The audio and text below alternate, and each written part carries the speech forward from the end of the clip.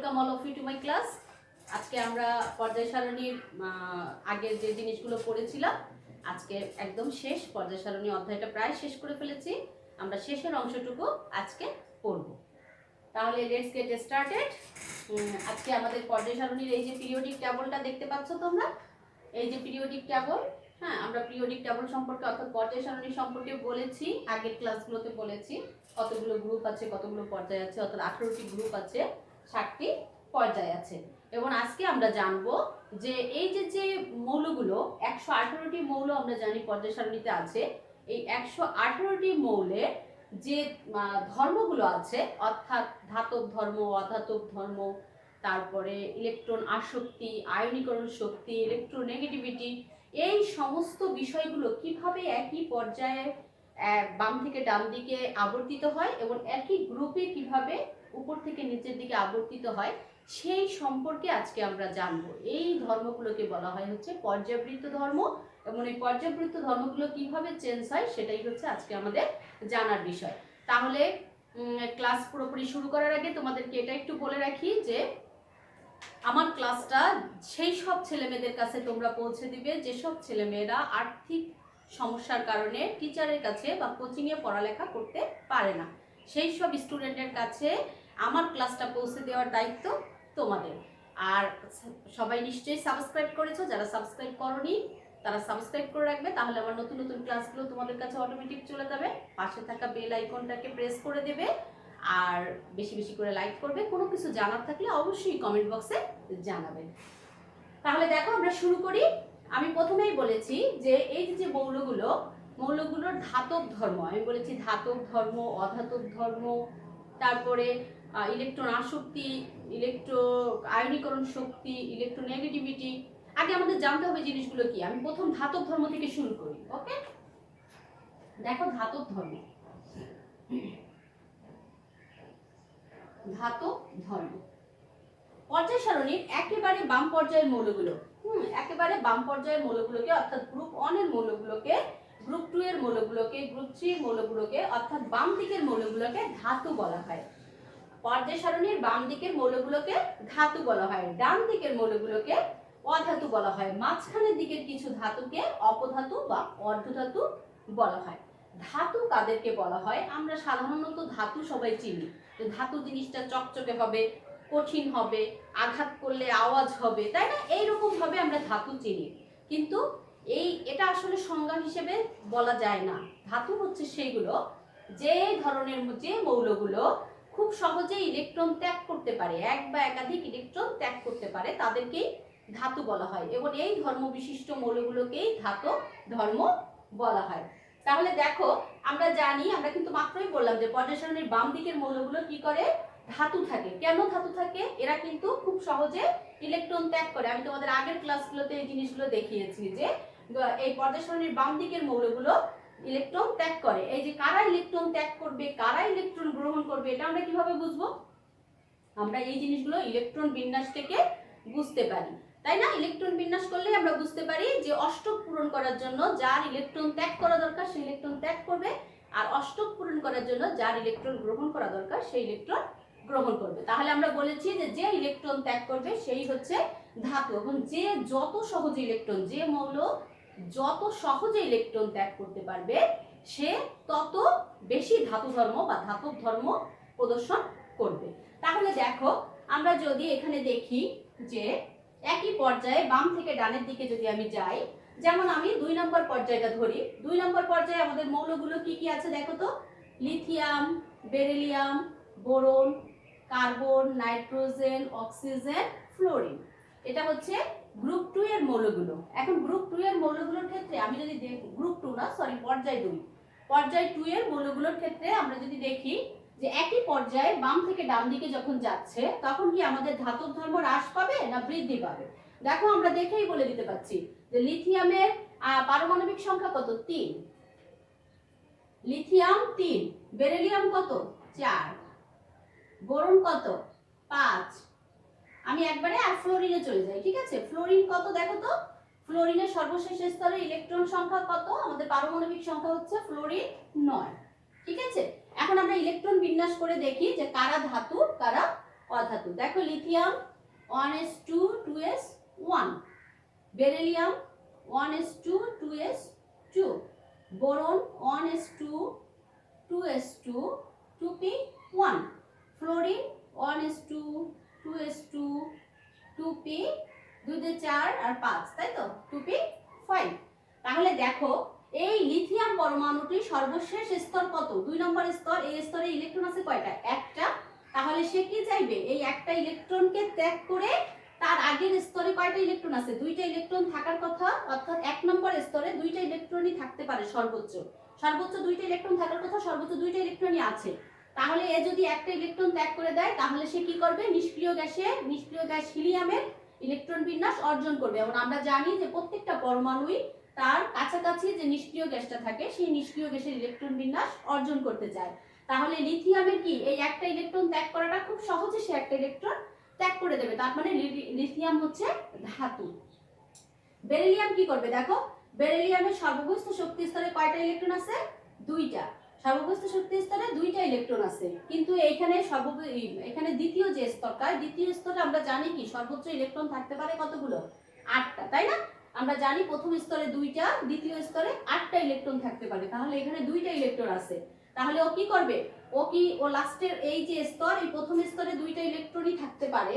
অতএব সে এই যে তার স্থিতিশীলতা অর্জন করার জন্য, অর্থাৎ সেও হিলিয়ামের স্থিতিশীলতা অর্জন করার জন্য বা হিলিয়াম নিষ্ক্রিয় গ্যাসের অবস্থান নির্ণয়ের জন্য, অবস্থানে যাওয়ার জন্য সে কি করবে? এই 2টা ইলেকট্রনকে দান করে দেবে। তাহলে বেরিলিয়ামও ধাতু।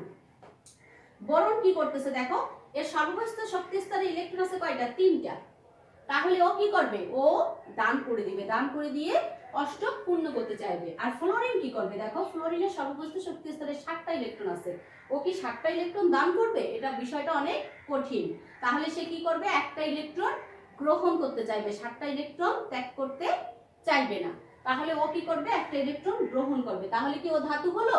ও ধাতু হলো না, ও হচ্ছে অধাতু। অর্থাৎ একই পর্যায়ে বাম থেকে ডান দিকে যদি যাওয়া যায় তাহলে মৌলগুলোর ধাতব ধর্ম কি পাচ্ছে? হ্রাস পাচ্ছে।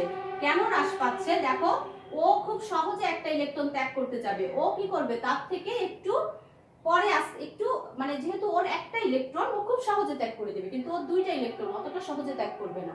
এর কি আছে? 3টা ইলেকট্রন। ও ওর থেকেও আরেকটু দেরিতে ত্যাগ করবে বা আরেকটু শক্তি বেশি লাগবে ত্যাগ করতে। তাহলে ফ্লোরিনের দেখো ফ্লোরিন কি করবে? গ্রহণ করবে, ত্যাগই করবে না।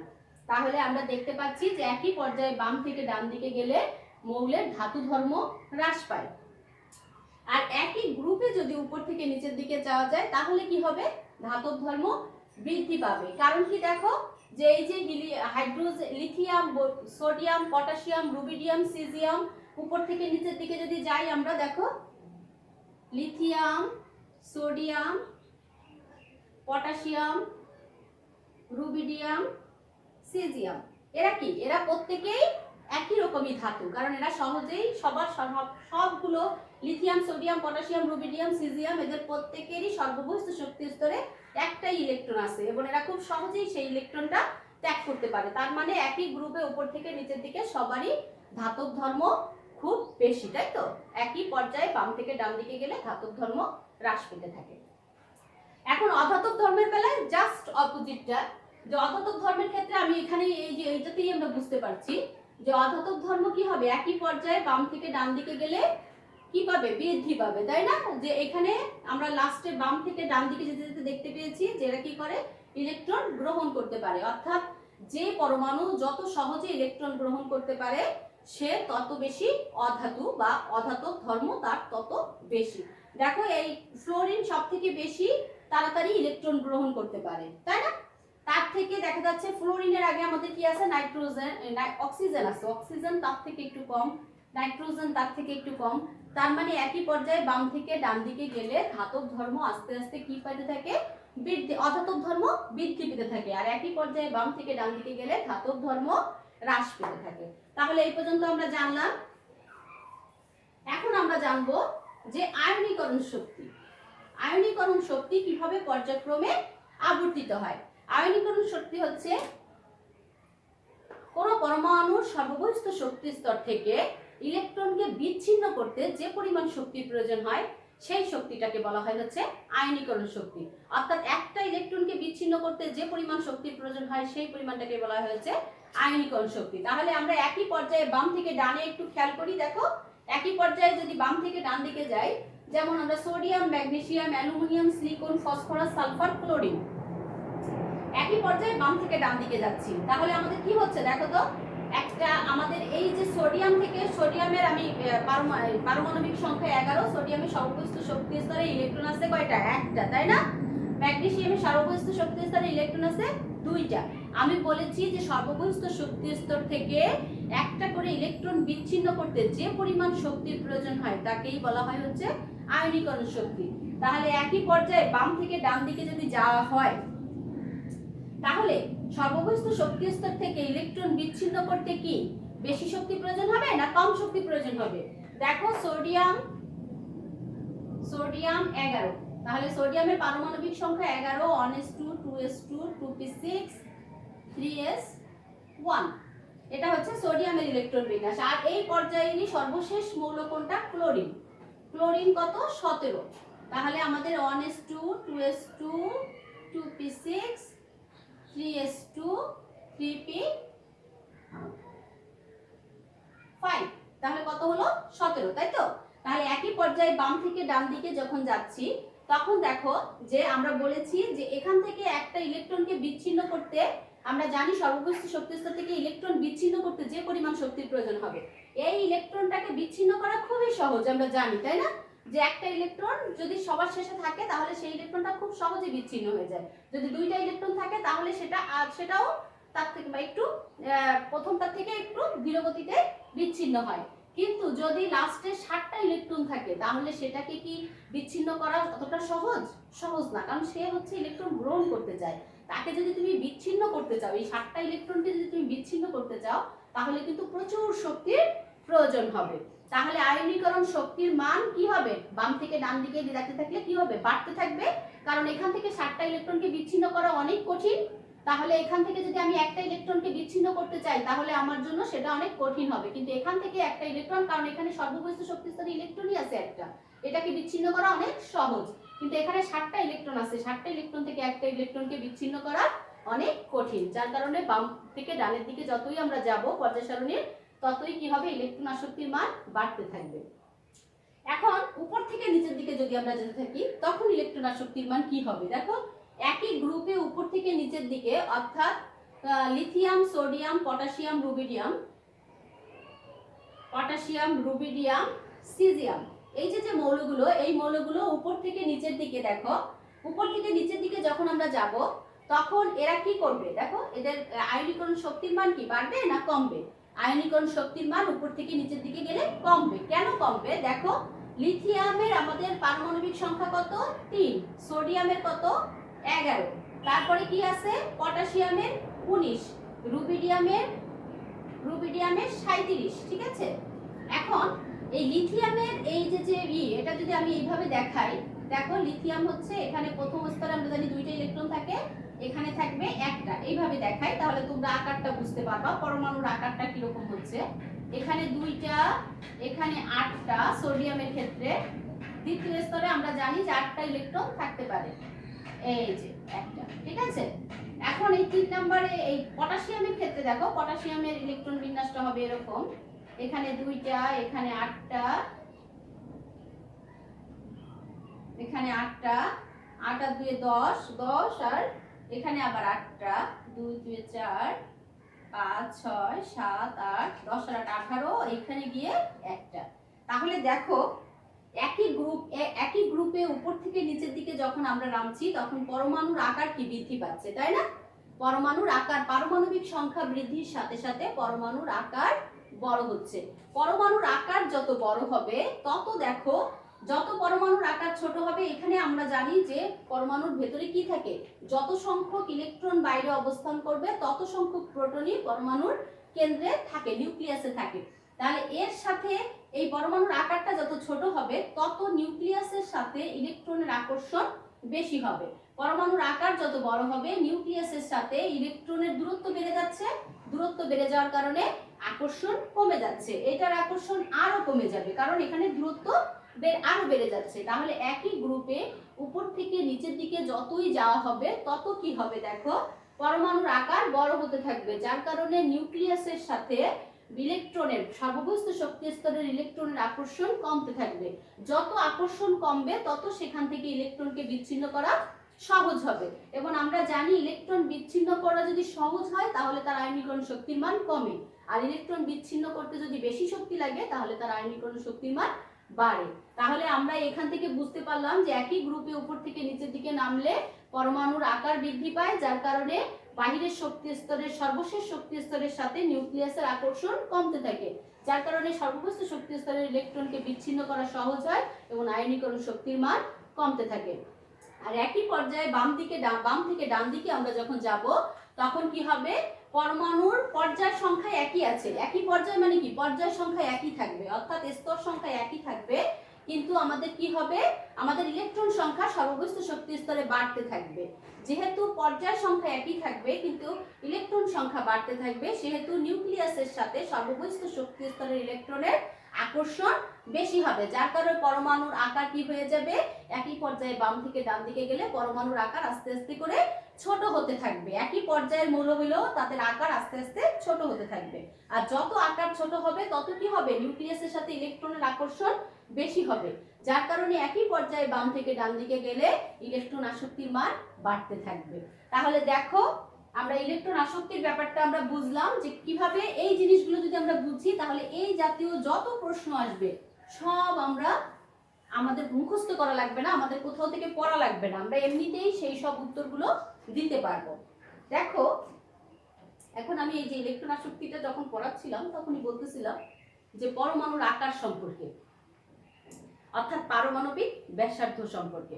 পরমাণুর আকার কি হয় বলতো, পরমাণুর আকার একই পর্যায়ে বাম থেকে ডান দিকে যখন যাব আমরা তখন পরমাণুর আকারটা হ্রাস পেতে থাকে। কেন হ্রাস পেতে থাকে দেখো, এই বেসিকটা যদি তোমরা বুঝতে পারো তাহলে এই জাতীয় সব কোশ্চেনের অ্যান্সারই করতে পারবা, যে একই পর্যায়ে বাম থেকে ডান দিকে গেলে পরমাণুর আকার কেন কমে, আর একই গ্রুপে উপর থেকে নিচের দিকে গেলে পরমাণুর আকার কেন বাড়ে। একটু দেখো আমরা একটা পর্যায়ে নিয়ে আলোচনা করি তাহলে বুঝতে পারবো।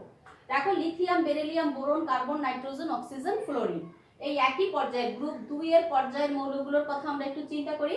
দেখো লিথিয়ামের পারমাণবিক সংখ্যা, এদের একই পর্যায় মানে কি, এদের প্রত্যেকের সর্ববস্তু শক্তি স্তর একই, কারণ আমরা জানি যে সর্ববস্তু শক্তি স্তরে যে সংখ্যা সেই সংখ্যাটাকেই বলা হয় হচ্ছে পর্যায় সংখ্যা।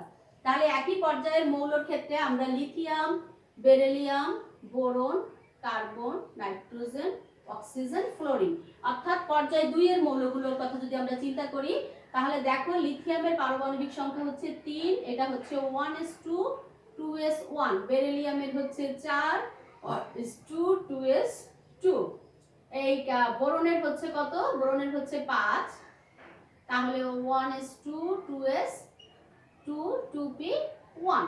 অর্থাৎ এইভাবে যদি না দেখায় আমি এইভাবে দেখাই তাহলে তোমাদের জন্য আরো সুবিধা হবে। দেখো আমরা লিথিয়ামেরটা আমরা একটু ছবি এঁকে দেখাই তাহলে তোমাদের জন্য বুঝতে সুবিধা হবে যে পরমাণুর আকার কিভাবে হ্রাস পাচ্ছে। ছবি এঁকে দেখাই।